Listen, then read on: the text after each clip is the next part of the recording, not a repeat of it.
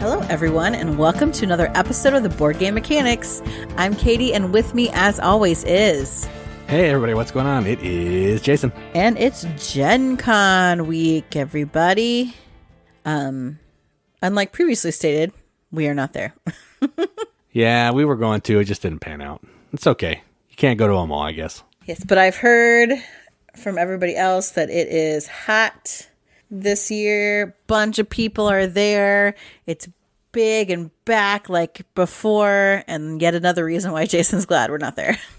Yeah, last year was nice for me because it was more like an Origins type crowd. So this year may have been a little overwhelming, so I'm kind of glad we didn't go.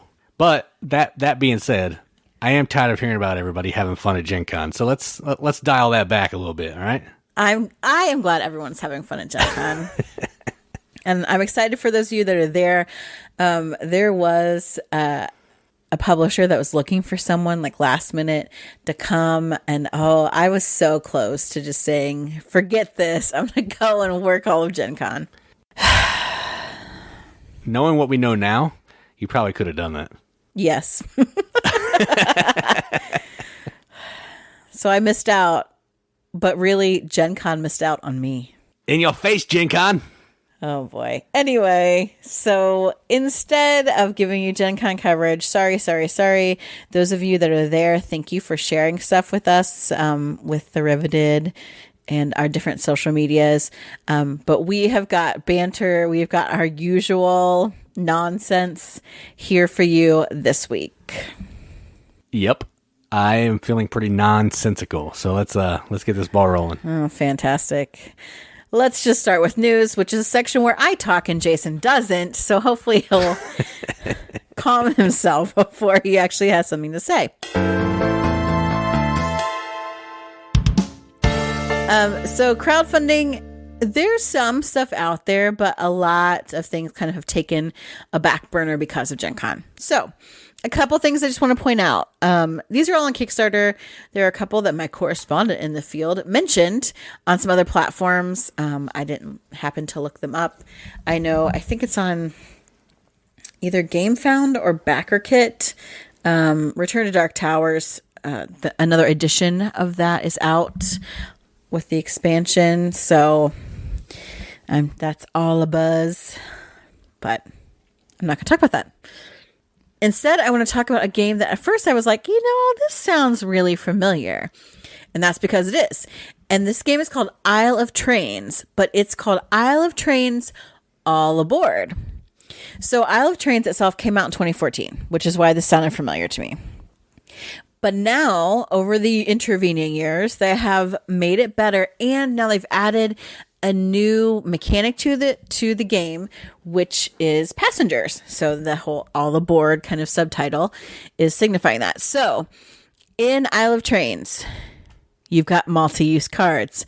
Oh, people, I love that. So on your turn, you can take two actions. You can draw cards from the face-up display or the top of the deck.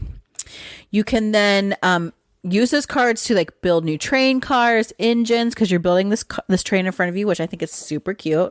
All different types of cars on there. There's a caboose, there's engine. But you have to pay for them by discarding cards from your hand. So again, the multi-use. Now you can also, another action you could possibly do is load your train with passengers. And the passengers are these screen printed meeples. Or you can put goods on there, which are cards. Or you can load other players' trains as ways to get bonuses. Then, since you've got passengers, you can deliver them as another action. You can deliver them or the goods that are on your train, and you get bonuses and points that way as well. There's also a solo mode for this one. It talks about the differences between the two. A lot of it is they've got some new art. They added this passenger part that makes it a little more complex, and you can do combos with deliveries. They fixed some of the issues that happened, like the deck would run out, and the game would just end. And so that doesn't happen anymore. They've also got something else to add to a 4-player game to really keep stuff going for the more players. They also have a solo mode. 2 different kinds, a beat your own score and a campaign mode. So it seems like they've really taken it. And I've seen several people say, I really like Isle of Trains. And then Isle Trains All Aboard just kicks it up a notch. Now, I mentioned these screen printed meeples. So when I talk about the price on this, I went ahead and said, you know what? People want the deluxe that has the passenger meeples, because why would you decide not to get those? I mean, come on, man. I would decide not to. That's stupid. And honestly, when I talk about the price point, it'll explain it. So there's 4 days left on this Kickstarter. So it is like right at the end. Sorry, everybody. If you're listening to these much, much later, if you are in the future, hello, future. But you probably won't be able to back this Kickstarter. There's 4 days left on Isle Trains All Aboard. The deluxe, I'm calling it the deluxe-ish edition, is $30. That's got the cool screen printed meeples. If you are like Jason and you're a psycho and don't want the screen printed meeples, it's like $23. So a $7 difference. I think it's worth going for the deluxe meeples. If you want the suit, there's like a deluxe edition, which gives you the playmat. So if you want even more deluxe, there is an all-in pledge that's $44 that gives you those meeples, like the playmat, a bigger passenger bag, some promos, etc. But if, like me, you just want the cute little meeples, it's $30. So that again is Isle of Trains All Aboard. 4 days left, $30. So we have the original version of this game. We do? But yeah, we do. It's in the little shelf with like Diner and Pie Factory. And oh yeah, stuff. I think I've seen it, but I haven't actually played it. Yeah, that's what I was going to say. We haven't played this yet, and the one we have is just cards. There's no meeples, so I need to play this one and then see how they kind of compare, because I've heard good things about it. I've just never played it, so. Right, yeah. And I think it's just kind of trying to add more complexity with the passengers. So it's supposed to be like an engine builder and multi-use cards, and I like both those things. Yeah, I do know that. Like the cards can be either like cargo or like a train car. Yeah, it's pretty cool. Right. The next one I want to talk about is a game that I don't think it's going to get funded, but I honestly wanted to talk about it for a lot of different reasons. And the game is called Eden's Conflict. So Eden's Conflict is like a strategy card game. It's cooperative. And it is a biblically themed game, which I always try to support because I think we need more good biblically themed games. That being said, I don't know if this is a good one. I think it could be, but the designer just made his Kickstarter sound so cheesy, so like he doesn't focus enough on the game itself. So in this game, you've got these dice, and the dice are what you roll them to determine what the actions are. So there are good actions and evil actions, then split 50-50, right? So you're working with your other teammates. What you're doing is you're trying to play these cards that are actually going to build up your armor. But also in that deck, there are temptation cards that come out that are going to attack the armor. They're like representing struggles. I'm actually making this less cheesy than the Kickstarter says. There's only room for so many of these like temptations and things that happen. So once you hit, like that's a timer for the game, is once you get so many numbers of temptations out that you can't like resolve, the game ends. And you're really just trying to end with positive points, like a positive score is what you're working towards, which I think is kind of an interesting concept. I get like, okay, great. You're going to perform the actions. You're going to draw temptation cards. They go to your battlefield. Unless you draw grace cards, they go into your hand. You're playing these cards out of your hand to help like shore up your armor. And that's going to actually score you points. And that's going to offset the temptation points that are negative points. Temptations that attack the weakest card in your armor, which, okay, that's great. That's thematically very interesting. And you're trying to get the score. And like there's these timer cards that go into the deck. And that's another way that the game's going to end when you pull up an hourglass card. Okay. I think there's a lot of interesting stuff in here. My problem is graphically, it's not great. but I don't know if this is just prototype pictures. Also, again, Cheese Fest on the description, because I think like the game itself, the ideas behind it, good strategic card gameplay. Sounds fun, right? Like working together to play cards to like negate these bad cards to get positive points, shoring up weak places. That sounds good. Don't make it sound like a Newsboys song. If you know what I'm talking breakfast about, in hell. Come on. You know what I'm talking about. My other problem is it's a deck of cards and a couple, specialty made dice, but a couple dice. The goal for the campaign is $40,000. That seems outrageous of an expectation to me. To 40,000? That's what you said? Yes. Yeah, that's a lot. But I also want to support it. So I want to be like, dude, I like what's going on here. I just think we could do it better. And I think it would go over really well, or go over better than it is right now if we made some mods. And not that this person is ever going to listen to our podcast or anything, but I want to support this. It just needs a little help, because right now it's like they have like $1,700 of the goal with 10 days left. That's sad. I mean, I like good Christian games. We have a whole shelf, a whole cube that we'll get to eventually on a podcast, maybe depending on how long we do this. But, they need to be good. There's enough of like Bibleopoly and Bible trivia. They need to be good games. They need to be thought out. I'm tired of just slapping a Christian theme on things. We're past that. There's so many good games. There's no need to do that anymore. So right, but I think this is a good game. And I think thematically, it's really, it works really well with how the card play happens. It's just cheese fest with bad graphics, which is another problem I have, because I like pretty looking games. And it's always an afterthought, I think, with a lot of biblically themed games. So I will talk about this. There's 9 days left in this Kickstarter by the time this episode drops. It's $30. That seems kind of high, in my opinion. For a deck of cards and some dice. I think there's a little more going on than that.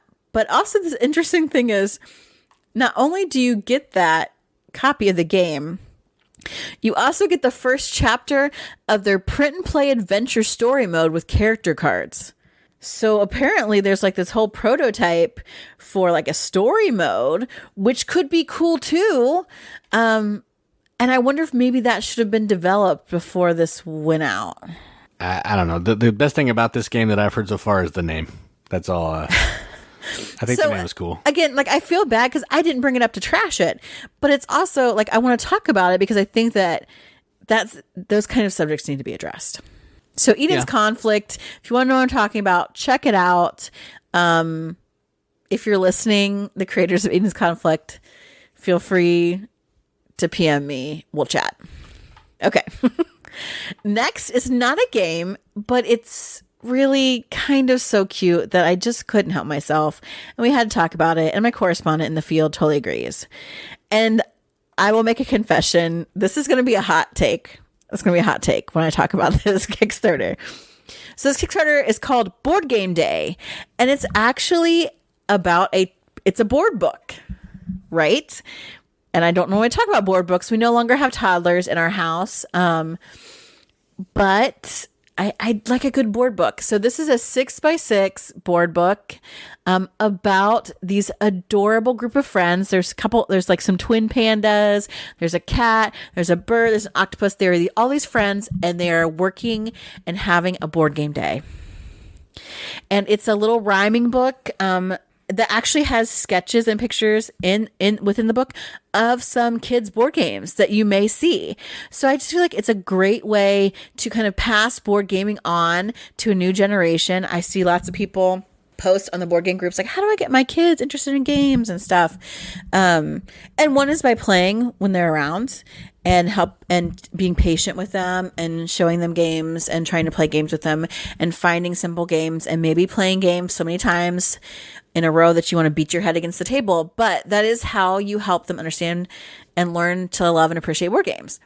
The same can be said for a book. And again, being an English teacher, you know I am super pro book. So the reason why I almost didn't share this is because... No, you need to say it. Go ahead and say it. We're all waiting. I have this weird issue with the creator. She used to be on Board Game Breakfast, and I just couldn't figure out why she had a segment on Board Game Breakfast when she seemed, all the time she talked about games were really boring, not like she had no excitement. I just thought it's probably what people think when they watch me. You know what? It's probably true. But this looks really cute, and she creates little kids rhymes, and I want to support her, and she's a mom, and she's making board game content, so I just need to get over my stupid judgmental issues. Like there's the one page that they show like as cute sketch. It says, "Let's work together, save us all, or stack things up until they fall." And it's a picture of these little animals playing Rhino Hero. And that's so cute. Like, it's so cute. I just love it. So anyway, if you have little kids in your life, or you have, you know, nieces, nephews, you're looking for like a baby shower gift, it looks like it will be fulfilling January of 2023. So next year, right? So check out Board Game Day. There's 11 days left on that Kickstarter, and that cool, board book is $16 or $20. Excuse me, $20. 16 pages, I think. $20. Check it out. It's interesting that it's going to take so long to get this thing printed, but I don't know how long it takes to print a board book, so. Right. Well, and she wanted to like print one at a time just for people that wanted them. And then it's like, oh, they only print board books in like these huge batches. So oh yeah, that was makes sense. Part of the reason why she needed a Kickstarter. And I think she has like a timeline, like, okay, she's got the draft, like the illustrations are done. It's on Kickstarter. So Kickstarter's running in September. It's going to be sent to the printers, and then fulfillment in January 2023. So, I mean... Is she doing all the art herself? No, Rachel Kramer. Oh, okay. Kramer. Yeah, she's like a freelance illustrator. She draws a weekly webcomic about board games called Semi Co-op. Oh, okay, that's cool. Yeah, it looks adorable. It looks really cute. I'm tempted to get it just to have one, and then as soon as someone I know has a baby, I'm like, ding, I got a gift. But most of my friends are don't having babies. Yeah, we're getting to that age where baby time is done. Yeah, not necessarily a sad thing. Okay, so all of that, there was a lot there. Is news and crowdfunding. All right, so let's talk about a few games that we played. So we played a lot of games this past week because we were at church camp. And after everything's done throughout the day, at nighttime, we have a lot of time to sit around, hang out with friends, and play some games. So that's what we did. We also did some of it while our kids were swimming in this really nice pond. So we sat under the shade, played some games. There were lifeguards, so we didn't have to watch them as closely. There were lifeguards, yes, that's correct. And our kids know how to swim, too. So the first game we played, actually, the only one we played at camp is this first one. But anyway, the first game we're going to talk about is a game that I am obsessed with. This game is so good. It's from my new favorite company, apparently, Buffalo Games, and it is called the Golden Ticket Game. I got a golden ticket. And if you don't know, the Golden Ticket Game is based on Willy Wonka and the Chocolate Factory, the old one with Gene Wilder and, not the weird Johnny Depp one. And what you're doing in this game is you're taking on the role of one of the kids. There's Veruca, there's Violet, Mike TV, Augustus Gloop, and Charlie. And what you're trying to do is you are trying to move around the board, doing some card play and, you got a 3x3 grid that you're moving your character around, and you're trying to get Wonka bars. You're trying to get as many Wonka bars as you can, because in the midst of all these Wonka bars is a certain number of Wonka bars with golden tickets. And if you can find a golden ticket at the end of the game, you are the winner. So you may play the whole game, not find any tickets. You may play the whole game and get all the tickets, and you're the only winner. But there could be multiple winners. There could be one winner, whatever. So you're doing everything you can to get as many tickets as you can to up your probability of getting a ticket, just like in the game. or in the movie.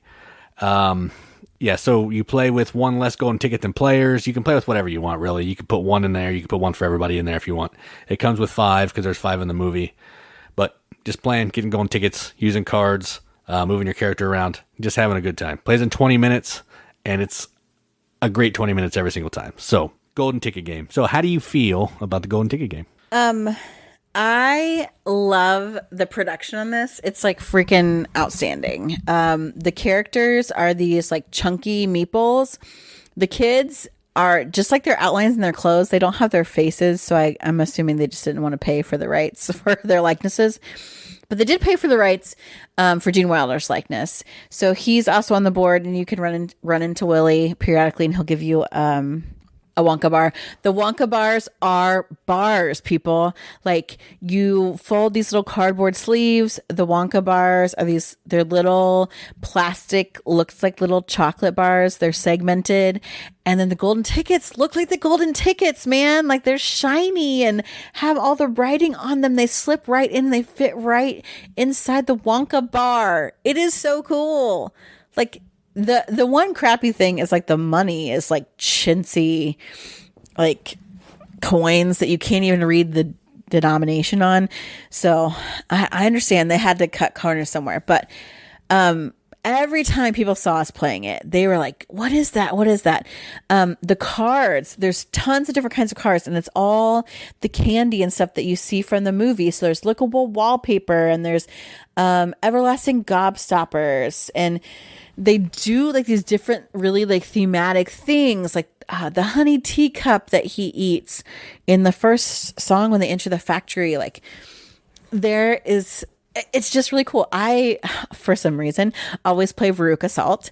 And so each of them have like player powers. Her player powers, she gets to draw an extra card whenever she draws cards because, of course. And she gets the most allowance money. Of course she does. But in the end, like, I could use it to get like a ton of Wonka bars. But that doesn't mean that I have the golden ticket. And yes, I get it. Total pure luck. Some people are like, it's just luck. Well, it's not even a game. But it doesn't go on forever. You still have fun and nostalgia playing those cards, moving your people around, just holding and opening the Wonka bars to see if you have the golden ticket. Like, all that is a payoff. Yeah, because you do all that at the end, which is cool. So everybody's just holding on them and waiting and seeing who wins. It's nice. Right. So you just hope for the best at the end. Every time as Veruca Salt, I'm like, shouldn't somebody else be opening my candy bars? Because I believe Daddy paid for somebody else to open my bars. But it's still super fun.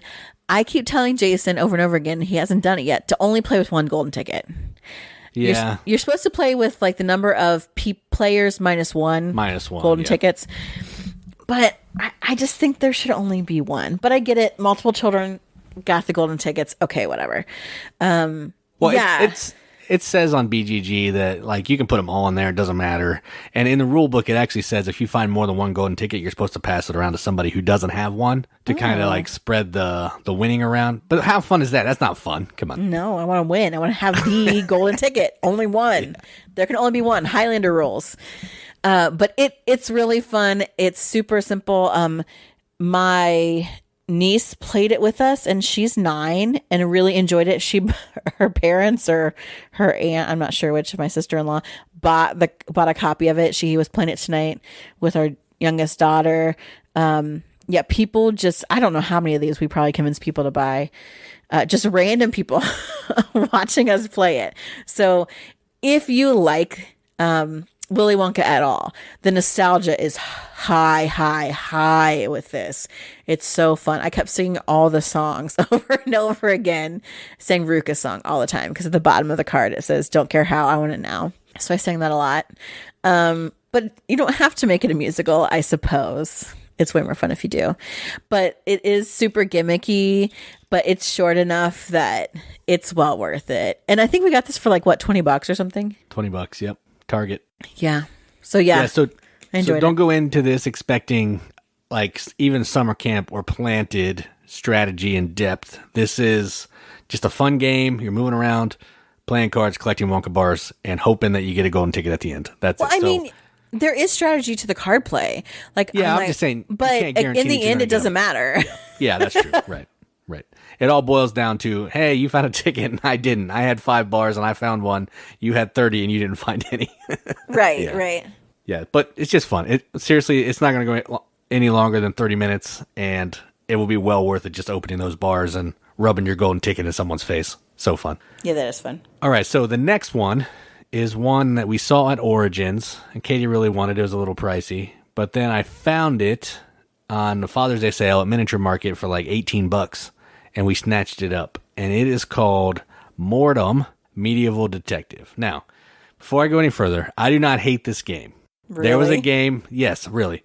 There was a game that we played about some book of secrets. House of Danger. Whatever. Awful. This game is like 1,000 times better than that. So what you're doing in this game is you are detectives, medieval detectives, hence the name, and you are playing through a story trying to figure out answers to these questions that are going to get asked at the end of the scenario. So you're trying to just go through as many of these cards, get as much information as you can by the time that the game is over. And there's going to be so many hours in the day, and you can not do everything, so you're trying to make the best of what you can do. You're going to have some characters that are going to be on your team. They're going to give you special powers, like these little tokens that will let you fight people, let you raid, let you search. There's a couple other actions that I can't remember, but if you don't have the tokens available, you can't do these actions. So it's mostly go to a place, read some cards. It'll give you some options. You pick an option, go to another card, check out some stuff, maybe, get more information, that kind of thing. So it's kind of like the choose your own adventure stuff, but I like that there's resources and there's a map and all that stuff a little bit better. So probably not a game I'm going to play a ton because it's just not my style of game. But I did like it. I didn't say I enjoy it. I did like it. So we played through one of the scenarios, and there's 3 in it. And I'm sure we'll end up playing those eventually. And they said they were talking about doing some more, but I don't know any about that. So what did you think about Mortum Medieval Detective? I liked it because I like games like this. So we did it was the specific Choose Your Own Adventure brand, House of Danger, that we did before. I thought that was fine. I thought it was fun. I get that you don't like it. Okay. This is a little more involved. Yes, I'm interested to see how it can go on to be able to use maybe different characters and things. So I felt like right now, because you have to choose 3 of 5 of these characters and their skills. I don't know if it's just for the skills that we're working on. It doesn't matter really who we chose necessarily. That's what it seemed like. I wish that were a little more involved, but I think the story is interesting. You need to make deductions because you aren't going to know all the answers to the questions. Or any of them. Or any, if you're Brandon. Oh, I said that I wouldn't say his name on the podcast this week. I'll bleep it out. Okay, good. I probably won't, but I'll say I would. So, bleep. He got one right, I think. Maybe. Yeah. Or got some points for it, but didn't get it right. Yeah. I think he got second place points. I definitely did the best, but that goes without saying. I did all right. Thank you very much. You did okay, but I got second place, right? Yeah, but when I read what each number meant, I was in you basically answered everything. Good job. Whoa, I still beat the thing where I can go on to the next one, though, so that's all I care about. That's true. And so Jason's complaint was, well, the game tells you where to go, so I just basically follow it. It's just like reading a book. It doesn't. You can make different choices. Just because a choice seems logical doesn't mean the game's making you do that. It means it's the logical choice, and that's what you should figure out. But there are lots of interesting characters. Sometimes you don't always know things, and the time is what kills you. The time is interesting. That's fun. So it's pushing your decisions. You're like, oh, well, I didn't really find anything great on my first look at this place, but as an extra action, I could go beat down this person and make them tell me something. Is that worth the time it's going to take when I could go to a completely different location, which could branch off? So it's different places, and the actions that you can choose are branching off in all these different directions with extra. So it's kind of a lot. I was overwhelmed by all the choices and I wanted to do everything, but I still really enjoyed it. I do think some of the other scenarios might be a little deeper. I think this might have been just a, hey, we're going to kind of teach you how to play the game scenario. So I'm assuming that the other ones will be a little bit better. I think so. But it is there's just a page at the beginning that says, here's basically how the game plays, and the game teaches you the rest. And it really does. It does, yeah. And it is very open in a lot of ways. And I like that as well. Now, going forward, I honestly think I would rather play it by myself or with one other person. Well, we play with 4, and I just don't think these games lend themselves too well with like 4 players, because you have people just, we were taking turns, and then, we did individual scoring at the end, which is not what it says to do. But that was kind of fun. It was cool, actually, because then we were just like competing against each other just for something fun to do. But yeah, we could probably discuss a little bit better with less people, maybe. I don't know. Well, and also, Brandon just wants to do the craziest thing, and you obviously acted like, I hate this, so I'm going to pick the dumbest stuff and just be a jerk. So then I didn't want you involved in my investigation, and I wanted you out. I did not act like that. I just wanted to beat that guy up, okay? I wanted to beat that one guy up, and I did it. That made me happy. We did. We went and beat the guy up that Jason wanted to beat up. And it felt so good, then we right? can no longer return to that location because we basically raided it and burned it to the ground. Sometimes you got to burn some people to the ground. I mean, it's just what you got to do. But I like it. I'm looking forward to the next couple sections.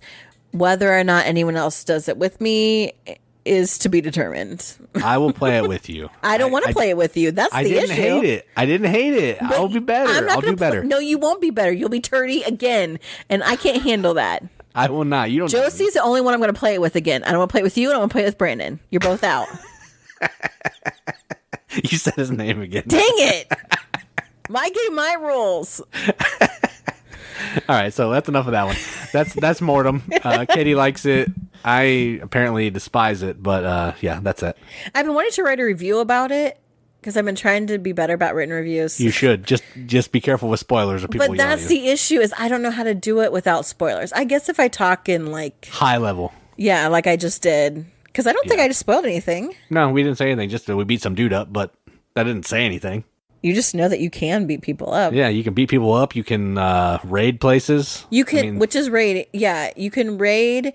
You can do like search. Surveillance. Yeah. So you can do surveillance, which I think is really cool. It has with the time mechanic because you basically use one of your characters to do surveillance and you put a token to show that, okay, this spot is under surveillance. Then you take another surveillance token and place it 3 hours out. So then you can you go through a deck later that shows you the surveillance on that place, what was found in those 3 hours, which is really cool. And to search a place it kind of functions the same way. You send someone in and they're going to shake down this place and report back what they found, which I think is really cool. When raid, you just like goes in guns blazing, and you have to send all your people though, which kind of stinks. But that one time when we beat that dude up though, that was just an action on a card. We didn't actually have to do a raid, but it just kind of functioned as a raid, so we could see what it would be like. Yeah. Yeah. Anyway, we went back to it again, but I like it. If there's more, I'd like them to, I think that they might start tweaking it, maybe get a little more in depth. I'm interested to see what the next couple chapters hold. Yeah, I'm intrigued. I liked it. All right, so the last game we're going to talk about is one that I have been wanting to play since it was announced, and our friend Chris brought it over, and we played it this week at game night, and it is called Gutenberg. Not Steve from Police Academy. Johann, is that his name? Johannes Gutenberg. What is wrong with you? Whatever. Some guy, he invented something. He invented the printing press, only like one of the greatest inventions of Western civilization. I know what he did, and I know his name. I was just being funny. All right, so You're not in funny. this game, what you're taking on the role of somebody, other random people, or maybe Gutenberg. He's one of the characters that you can be, like one of the special powers. And what you're trying to do is you are trying to collect letters and ink and fulfill these contracts to score money and points. That's the gist of the game. But the way the game works is you're going to have some cubes that's going to be behind this player screen, and you're going to be bidding on the actions that you want to take. There are 5 different actions. There's contracts, there's ink, there's moving up on these tracks. I can't remember the names. Specializations. There's a section about getting gears to put on your board because you're going to have spaces for 3 gears that you can turn, give you special abilities each round, kind of a little engine that you're building. And then there's some patronages down at the bottom, which are going to give you 8 points if you can complete them. It can, be worth a lot if you can do that. And so you're bidding on how many cubes you put in each of that is going to determine who's going to go first in taking each of those actions. Kind of like Fresco, if you played that, similar idea. And then you're going to go from the top action down to the bottom. Whoever goes first takes their action. You're going to go based on bid, break turn orders break ties with the turn order marker. And you're going to do that over, I think, 6 rounds. And whoever has most points is the winner. That's a super simplified version. You're also trying to get these really cool, like, wooden letters that are really neat, a really nice component. That you're going to have to use as one of the resources to complete contracts. It looks like it's going to be a super in-depth, like heavy game, but it's pretty, it's medium. It's not super heavy. Didn't take too long to learn. Didn't take too long to play, and I liked it. And it's a lot of tan, which I appreciate. And this is definitely one that I want to play again because I highly enjoyed it. So what did you think about Gutenberg? I liked it. Of course, I love the theme because the printing press is very important to me as an English person and a lover of the written word. Yeah, it's all right. Shut up. And the mass-produced word. I think the aesthetics of it are really cool. And yes, those typeset, like wooden bits, amazing components. Yeah, amazing components. Super, super cool. I like there's lots of different things to balance, that the tracks give you something to work on, that they can give you bonuses. Really like deciding, okay, I want to complete this contract. I have to have the right typeset, but do I want to hold on to it to try and get the right color ink / get up on these tracks? And some of them are very difficult to do. It has player powers, asymmetric player powers, much like Marco Polo, where I feel like every player power is so freaking good that you want all of them, and you feel like they all are game breakers, but they just are. I mean, it's so good. Like, it just is awesome. And then also, like, looking ahead, like, what do I have? What should I try to be getting in order to do well on with the patrons? So, because those are big points down there. It has like the same bidding mechanic. We talked about how it reminded us of Fresco, where you kind of program your day, what you're going to do behind this board, and then whoever, emphasize that more goes first. Which I think in Fresco, it's whoever gets up the earliest is who goes first in those different actions, but you still have to plan, and you still have a limited number of things that you can do in a day. And that kind of how much you have to bid at different places rotates in this game. I thought it was supposed to be a super heavy Euro, but it's actually a nice midweight Euro. And I really enjoyed it. I liked it a lot. I kind of wish we owned this, but I don't know how expensive it is. I'm always afraid to ask. Yeah, I don't know. I haven't looked it up. Probably 60. It also helped that I won. That felt real good. That's true. I did not do very well, but I had fun. And my character was awesome. I started with 2 gears, so it gave me a nice head start. It's really cool. Oh, yeah, and the gears are fun, and, like, just being able to think through that puzzle, like, oh, I've got these gears that are going to give me things. When do I want to use that? Instead of taking a new gear, could I move this to a more, like, valuable position for me right now? Or, like, do I need a better gear? Should I be bidding heavy on that? But am I low on ink? Like, just so many really great kind of moving parts that work together. I loved it. Yeah, it's a good game. Definitely glad I played it. And I might have Chris bring it over sometime so we can play it again. Yeah. All right, so those are the games we played. Let's keep going. Okay, so we're back to what's on the shelf. And as I'm looking at our recording, I'm like, man, it is taking us a long... We've spent so much on stuff that is not the feature of this podcast that I'm sorry, everybody, because we try not to do that. I don't like it when other places do that, and I know I'm the problem, so I'll just say that now. I think we'll be all right. We've got a whole new shelf, and this, if you saw the picture on our social media, it's actually kind of a little shelf, but we got lots of games crammed together, and this sorting makes sense to me because all the games in this shelf are 2-player games. Mostly. 2 exceptions. Oh, that's true. Yeah, Coloretto you can have, one of the games you can have more. I only know one that you can have more, but I don't know the other ones, the other one very well. There are 2, but the first 6 are going to be 2 players only. Yes, so these are mostly 2-player only games that are in this shelf. They're little box games, which is some of my favorite things. So let's get started on this new shelf. Jace, take it away with the first game. All right, so the first game that we're going to talk about, I don't know how many people even know about this game. I don't even know how we even found out about it. Probably Rado, because I love Rado. It was me. I saw it somewhere because it's a... Asian theme. Yep. Yeah, and the game is called Dashu. I think that's how you say it. Daxu. Yes. And this is a game designed by J. Alex Kevern. I only know that because this was... I like a lot of his games. This is one of the first ones that we had from him. And guess who the artist is? I have no idea. It's Clemens Franz. Is it really? That makes sense. That makes sense.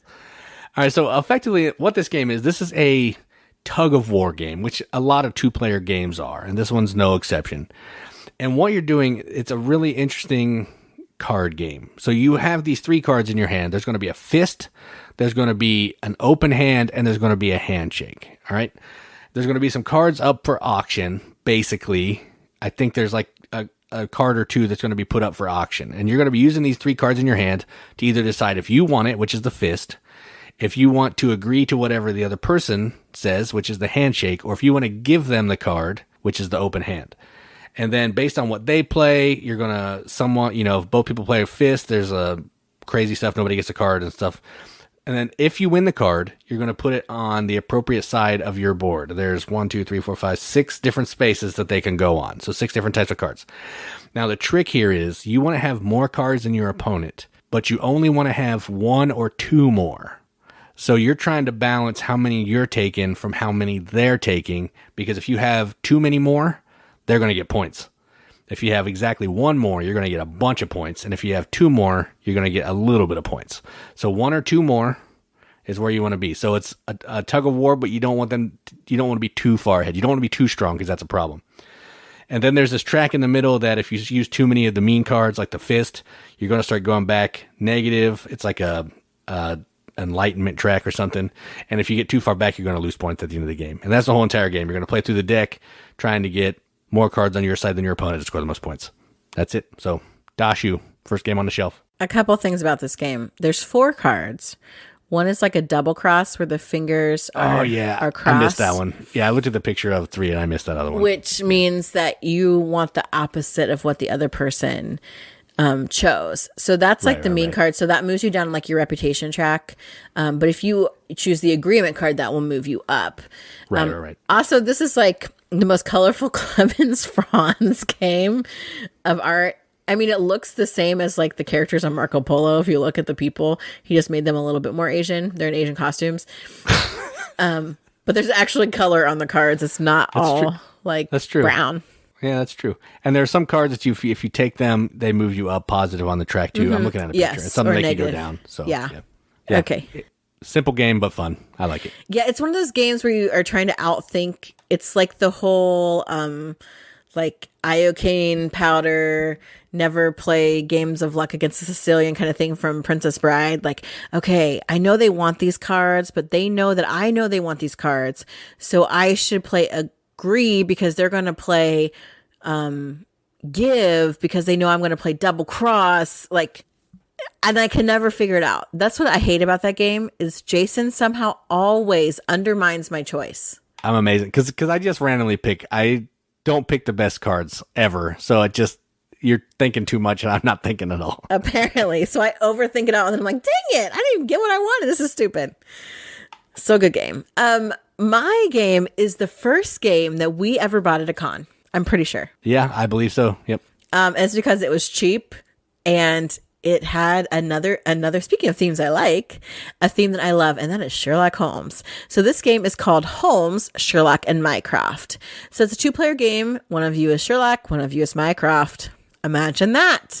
So you are working as the Holmes is.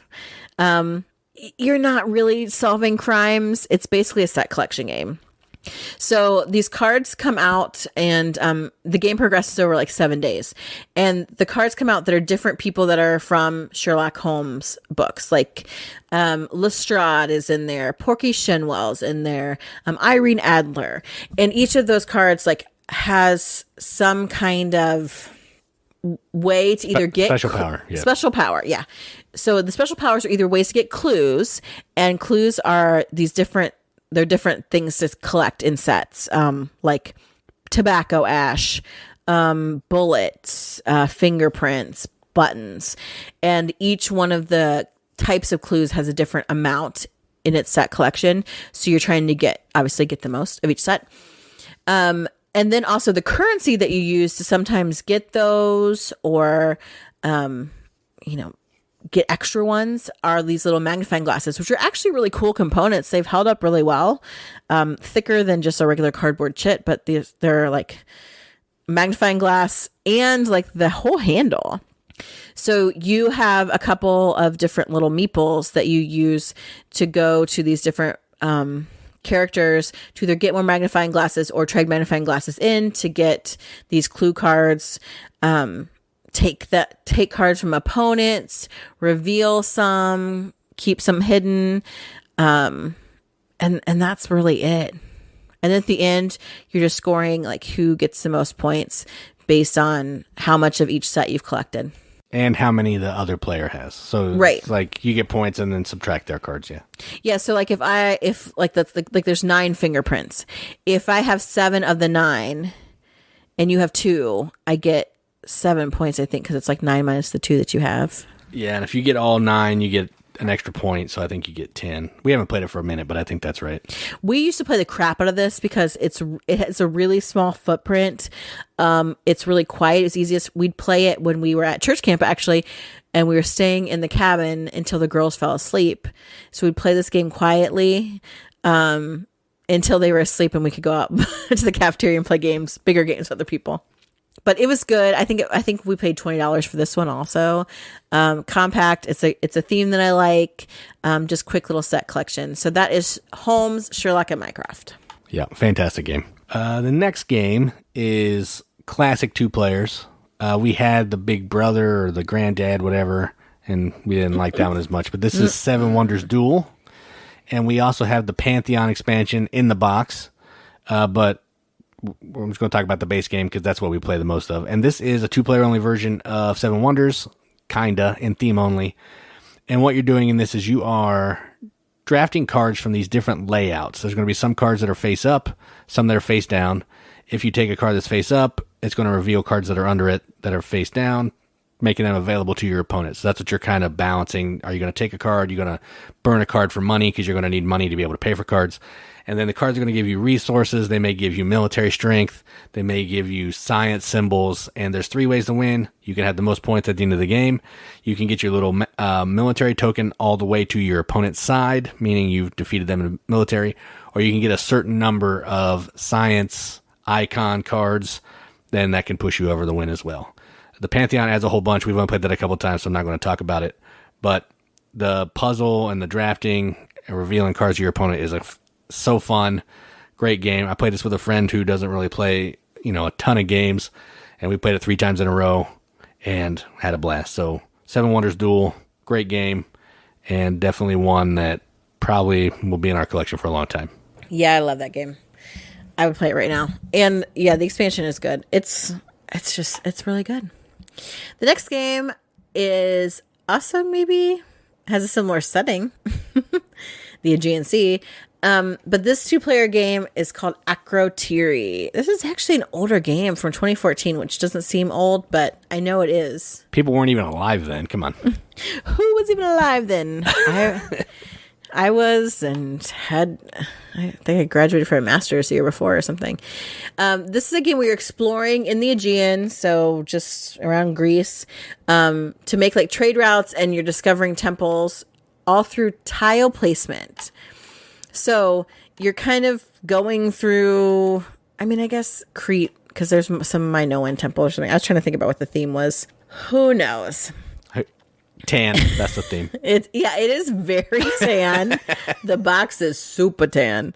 But you've got these cool little boats, and you're going to go out and you're placing tiles so that you can move your boats around to these different islands to pick up cubes. So there's pick up and deliver element to it. There's like a discovery element to it.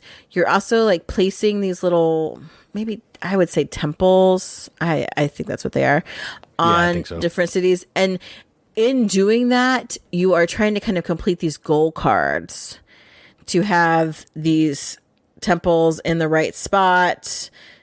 And you can get more points for like how far away they are. Secret goals, like there's just lots of really interesting things happening in this game, and it's really small, and it's just like some tiles and some cubes and these boats and the cards, and that's it. But it's thinky to get everything arranged in the way that you need to be for your secret goal cards, while you're still trying to accomplish the pick up and deliver with the movement, and going with whatever the tiles happen to come out. It's just a really, really good game, and I feel like it is super underrated and not talked about enough. So we really like Akrotiri.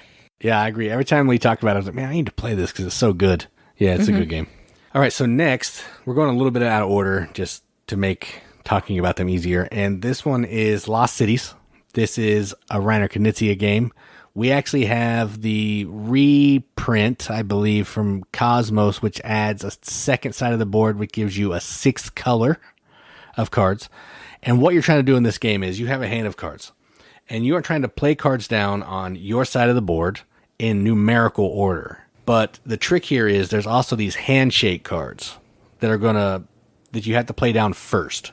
So say I'm trying to collect red cards, okay, and I have a 2, 6, a 7, and a handshake in my hand. I'm going to play down the handshake on red on my turn.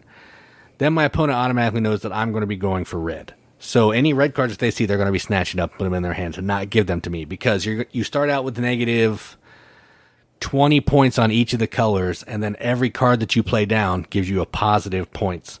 And the handshake doubles it. So if I do 2, 7, 9... what's that, 16, 18, plus a handshake, that'd be 36 points minus the 20. I would get 16 points in red. So you're trying to balance out playing cards more than your opponent.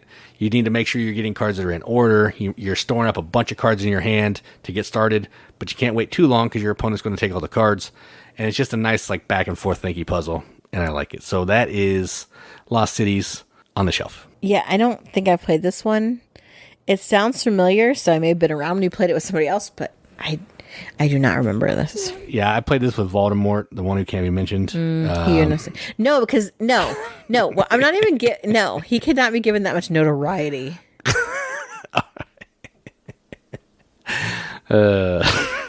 Moving on. The next game, we found this at Target as well. It was really popular and cheap for a while, and I don't know if it's as easy to find now. No, it's super expensive too, like $80 or something. Whoa. But it is good. 2-player game called Spirits of the Wild. What I love about this is it's so stinking pretty. So in this game, you've got these little, they're not even tiles. It's one game board, right? Or yeah, it's a little player board with holes in it. I didn't know if you could, is it two-sided or is it always the same? No, it's always the same.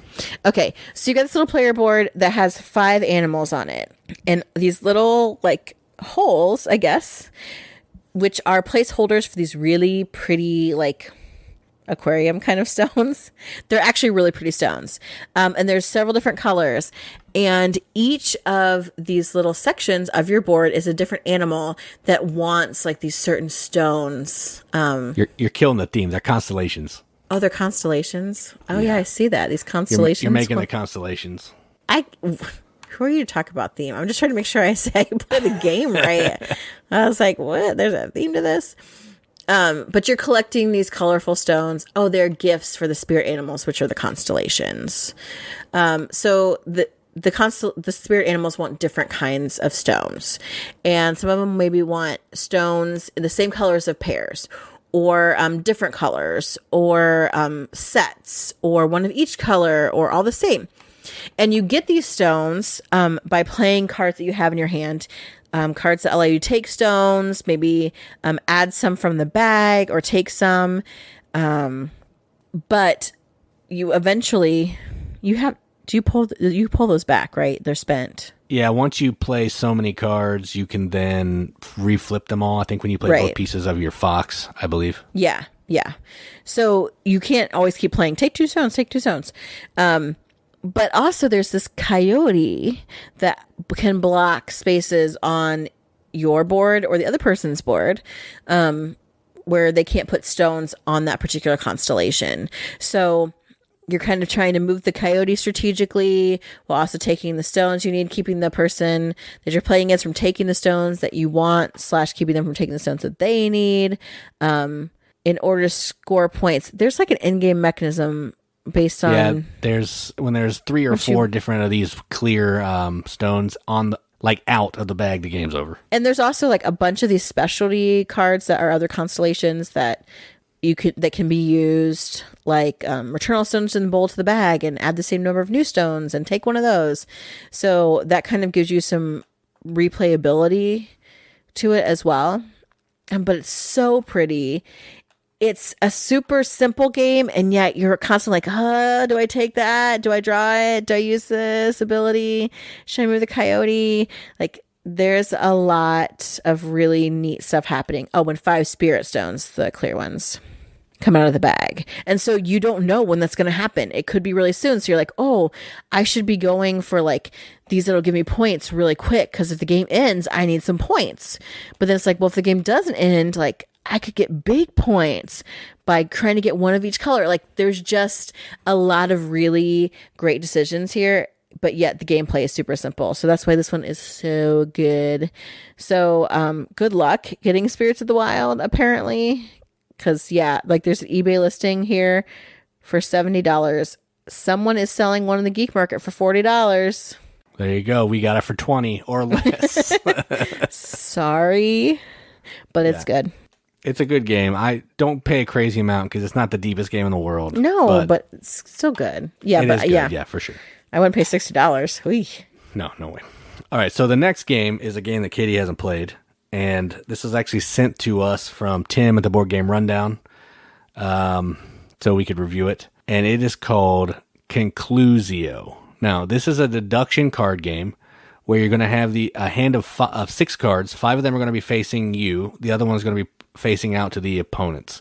You are trying to guess what your 6th card is. And the way that works is on your turn, you're going to play a card down, and everybody else is going to tell you if something on that card matches your card that's facing them. So, for example, if I play a red square that's a number 3, I don't remember how the cards are, but a red square 3, and they'll say yes, then I know my card is either red, a square, or a 3. So now I got to play other cards to try to figure out the other elements before my opponents. Once I think I know it, I can guess. If I'm right, I win. If I'm wrong, I'm out. And they're going to keep playing until someone figures it out. That's the whole game.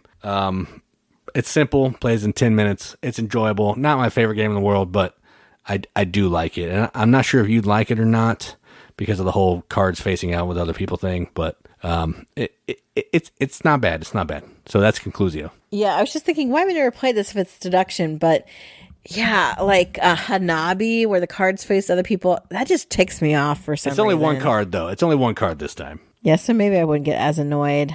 I don't know why. I have no idea why I hate games that do that, but I really hate that mechanic. Because it's counterintuitive, I think. It doesn't make sense. Well, or I don't trust people to tell me right. I don't know. Maybe. That could be. Like, you're all morons, so I'm not going to believe anything you say. No, I don't know. But yes, we do have it. The last one I want to talk about, I feel like in artwork, it's somewhat similar to ConcluZio. This is a weird looking game. The art's weird. And this is Coloretto. So I think it's like the weird little redheaded sister to Zuloretto. Yeah, just a card game version, basically. Yeah, it's a card game version. But so in Coloretto, you only have lizards, chameleons. I guess. Yeah. I'll be specific. Chameleons. Because they're favorite colors. Right. You are trying to collect colors of chameleons as many as you can. Set collection. You do that through drafting, where you've got these different groupings of chameleons out. And is it like, I can't remember if it's like Zuloretto where you can take them at any time. Yeah, you either take a card from the deck and put it on one of the stacks, or you take a stack. And your rounds over. Yep. Right. So, which is cool, except you only are going to score 3 colors of chameleons. And if you have colors that are outside of those three, you will lose points for them. So that balancing act of what you want to keep and what you want to let others take and what you're going to get, super intense, man. It's really intense. There's some wild ones, some like Joker chameleons that you can assign to anywhere, which is cool. There's like a super golden chameleon, which is great for like the points, but then you have to take a random card at the top, and oh no, if it's not one of your colors, like yowza. So it's really fast. It's super fun because I really love Coloretto, and this is just a super condensed version. I don't love chameleons, so I'm okay with the theme, but and it's weird artwork, but it's just colors and trying to collect them. And it is, for such like a simple little game, you're always like, oh, do I take that stack? Oh man, don't stick with the other color. No. Like it can be intense, but it is a really great game. And so that is Coloretto. Yeah, and this may not be a 2-player game, but I've played this a lot 2 players, and it's really good 2-player. So, it kind of still fits on the shelf. I think it has special rules though for 2 players that's different than the other ones. I thought I read that. You use some different card layouts. It's a little different, but it doesn't. It just kind of simulates a 3-player game a little bit. Yeah, I was trying to think if I felt like it was that different from when we played it with more people, but I don't think so. No, I don't think so. Okay, so that's the shelf. Mostly 2-player games because, there's 2 of us. So we do like to play 2-player games. Do you like any of these games? Did you find out any new ones that you never heard of before? Do you want to try one of these? Let us know. Tell us on any of our socials. Join #Derivative, the Facebook group, or our Discord chat, or, we just love talking with you guys about games. And this week it happens to be 2-player games. I don't know how long we're going to follow the shelves, but I kind of like being able to talk about games that aren't always the new hotness, because old games need love too. What? No, they do. You're right. It's just funny. Why are you laughing at me? I don't know. I just thought that phrase was funny. Thanks. Sorry, I take back my laugh. No, I'll take it. Because we also happen to like the old and busted. Although some of the old and busted that we have, I'm like, ooh, these are expensive now. I know. I was just thinking, man, we have some good games, and that's a good shelf of games right there. That is a good shelf of games. Are you patting yourself on the back? Good job, us, for getting some good games. Look at Jason and Katie go. Yeah, look at us go. We have a good shelf of games. Yeah. One would hope.